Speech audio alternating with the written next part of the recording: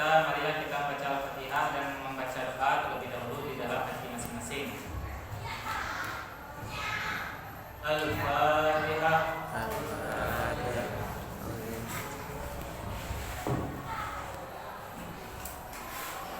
Baiklah, sebelum kita mulai pembelajaran, mari kita ambil absen untuk mengkoreksi kehadiran teman-teman seluruhnya. Alif Kurniawan, Anna Maruf, Dafa Khaira, Enzi, Fadli, Fatul, Fikri,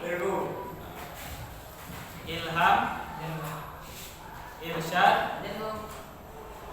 Tajib, Muhammad Kasiful, Qadri, Dafa Zafarani. Baik, alhamdulillah pada pertemuan kali ini seluruhnya hadir dan insyaallah dalam keadaan siap untuk melaksanakan pembelajaran. Jadi sebelum kita masuk kepada pembelajaran pada hari ini,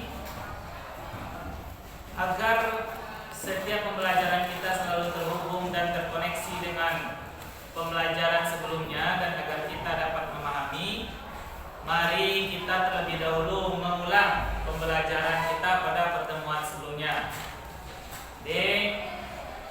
Pada pertemuan sebelumnya kita telah membahas tentang pembagian hadis berdasarkan kualitas dari hadis tersebut.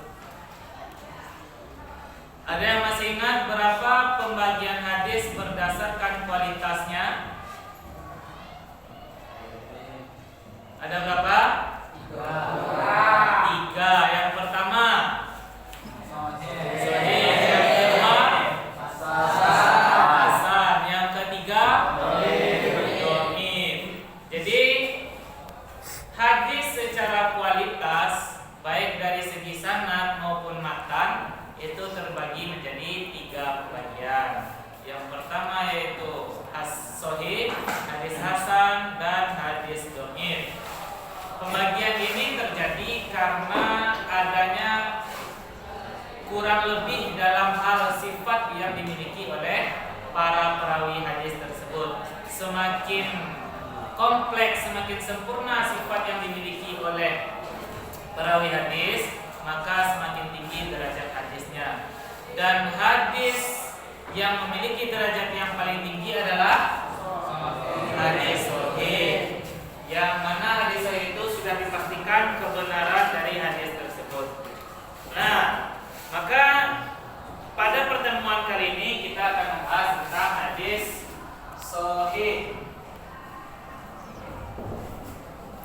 Nah, secara umum hadis sahih itu adalah hadis yang sanadnya ittisal, berhubung, para perawinya memiliki sifat adalah, dobit, dan sanad atau matan hadis itu tidak terdapat syadz maupun illat sama sekali di dalam hadis itu. Dan hadis sahih ini terbagi menjadi dua. Hadis sahih li zati dan hadis sahih li ghairihi.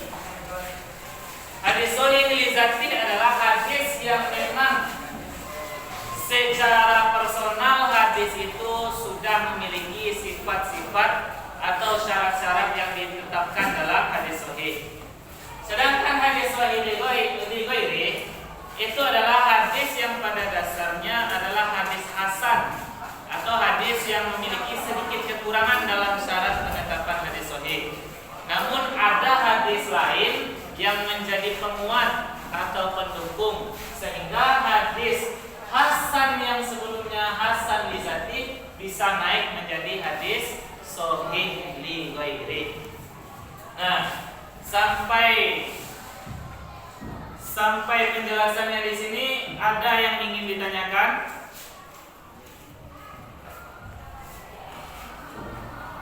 Ada yang ingin bertanya?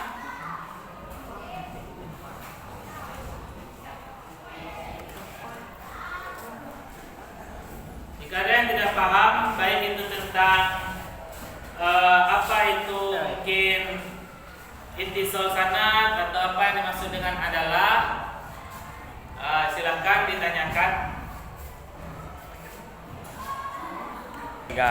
Apa yang dimaksud dengan adalah? Baik. Nah, jadi dalam hadis sahih itu syaratnya pertama ada ittisal sanad. Ittisal sanad, yang kedua adalah, yang ketiga tauhid. Nah, yang dimaksud dengan adalah dalam ilmu hadis bukan adil secara hukum. Contoh seperti memberi sama banyak atau menimbang sama berat, bukan itu yang dimaksud dengan adalah di sini.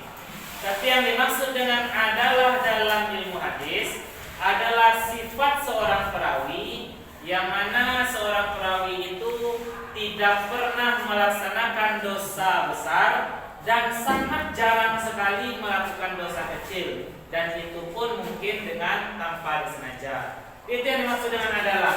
Adalah itu adalah terpeliharanya seorang perawi dari melakukan dosa besar dan terjaga dari melakukan dosa-dosa kecil. Baik. Sampai sini bisa dipahami? Baik. Masih ada yang ingin ditanyakan? Apa yang dimaksud istilah? Apa yang dimaksud istilah sanad? Ittisal sanad. Nah, ittisal sanad secara bahasa, ittisal itu artinya terhubung atau tersambung. Jadi ittisal sanad itu adalah sanad atau jalan sampainya sebuah hadis kepada setiap generasi, kepada perorangan, atau yang dinamakan dengan rantai hadis, jalur dari Rasulullah sampai hadis itu sampai kepada perawi terakhir, itu harus tetap terhubung mulai dari perawi terakhir sampai kepada Rasulullah di tiap generasi. Apa yang dimaksud generasi? Generasi itu adalah contoh seperti Rasulullah. Di bawah Rasulullah itu ada namanya generasi sahabat. Nah, di bawah generasi sahabat ada namanya tabi'in. Kemudian setelah itu tabi'in. Begitu seterusnya tabi'in. Nah, ittisal sanad itu adalah di setiap generasi ini tidak boleh terputus hadis, periwayat hadis tersebut harus selalu bersambung. Jadi yang dimaksud ittisal sanad, tidak boleh hadis itu dari tabi'in langsung kepada sahabat tanpa ada generasi tabi'in, itu tidak dinamakan ittisal sanad. Jadi setiap generasi itu harus ada orang yang meriwayatkan hadis tersebut. Nah, itu yang dimaksud dengan ittisal sanad.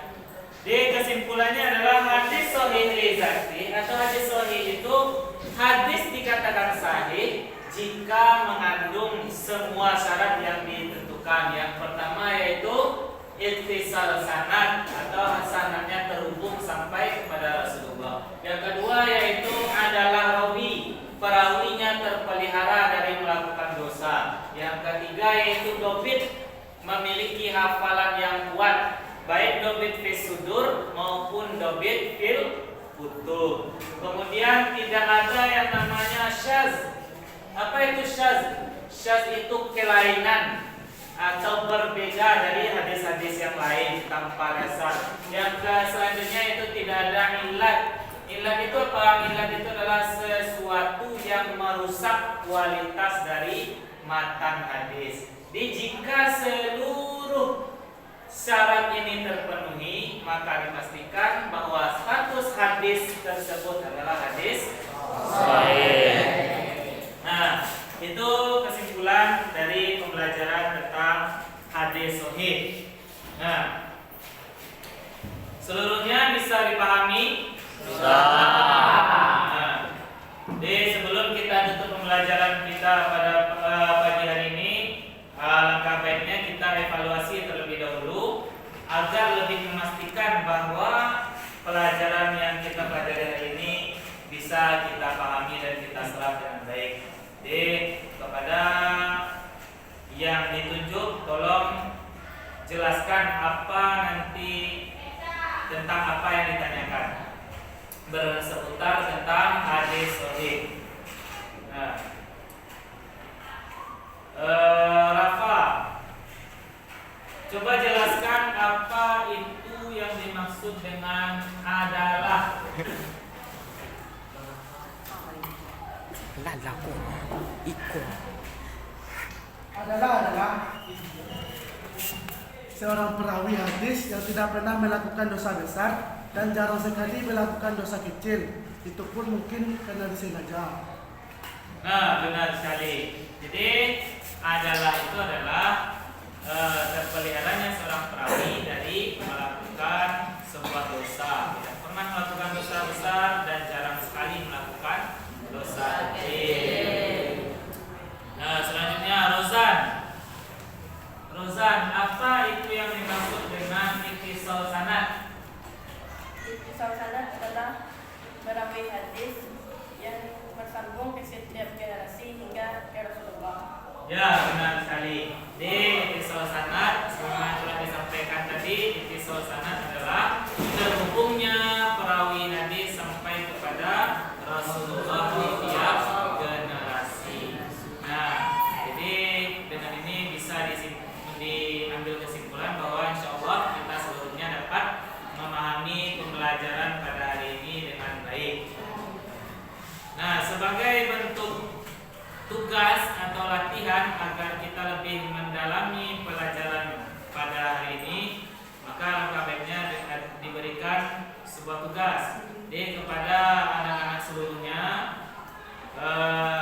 tugasnya adalah silakan cari satu buah hadis sahih yang lengkap dengan sanad sampai bersambung kepada Rasulullah dan dilengkapi dengan matan, begitupun selanjutnya dengan perawi hadis dan dikumpulkan pada pertemuan selanjutnya. Nah, pada kesempatan pagi hari ini, pagi yang berbahagia ini, semoga apa yang kita pelajari hari ini mendapatkan berkah dan dapat kita amalkan, dapat kita gunakan dalam meneliti sebuah hadis, sehingga dengan kita mempelajari ilmu ini kita tidak mudah tertipu dengan adanya hadis-hadis palsu. Jadi karena kita telah mempelajari ilmu hadis, kita bisa menentukan hadis ini apakah sahih, hadis ini apakah hasan, atau apakah hadis ini adalah hadis dhaif, dan dapat kita amalkan atau tidak hadis tersebut. Jadi semoga bermanfaat.